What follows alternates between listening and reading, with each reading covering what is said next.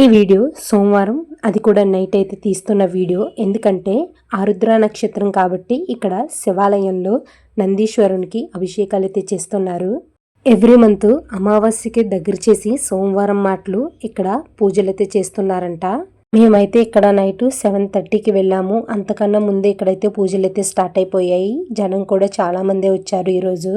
ఇక్కడైతే చాలా మంది జనం వచ్చారని చెప్పాను కదా. ఈ పాలు, నీళ్లు, పెరుగు, తేనెతో అభిషేకం అయితే చేస్తున్నారు.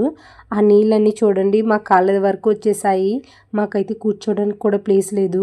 అంతే చుట్టుపక్కల అందరూ కూర్చున్నారు. వాళ్ళ వరకు అయితే వాటర్ రాలేదు, కానీ మేము నించున్న చోట అయితే వాటర్ వచ్చేసాయి. మొదట నందీశ్వరునికి అభిషేకాలు చేసిన తర్వాత గంధం అయితే రాస్తారు. అండ్ నెక్స్ట్ డే శివునికి కూడా అభిషేకాలు అయితే చేస్తారంట.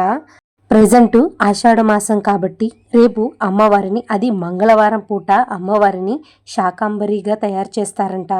ఈ వీడియో కంటిన్యూ పార్ట్, అంటే అమ్మవారిని శాకాంబరి మాతగా తయారు చేసిన రోజు, అలాగే నందీశ్వరునికి గంధంతో పూసింది వీడియో నేను తీయలేను. ఎందుకంటే నేను రేపు పనుండి పిఠాపురం అయితే వెళ్తున్నాను. సో ఈ పార్ట్, అంటే ఈ నందీశ్వరునికి అభిషేకాలు చేసేంత వరకే నేను వీడియో మీకు చూపించగలను. ఇంకా మిగిలింది ఏమీ నేను చూపించలేను, ఎందుకంటే తీయలేను కాబట్టి.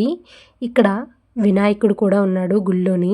వినాయకుడితో పాటు శివుడు కూడా ఉన్నాడు. శివుడు అలాగే శాకంబరి అమ్మవారుగా తయారవుతున్న గౌరీమాత కూడా ఉన్నారు ఇక్కడ. గుళ్ళోని మంగళగౌరి అమ్మవారిని చూపిందామనుకున్నాను, కానీ పక్కన పంతులు గారు మంత్రాలు అయితే చదువుతున్నారు, అందుకే తీయలేదు వీడియో.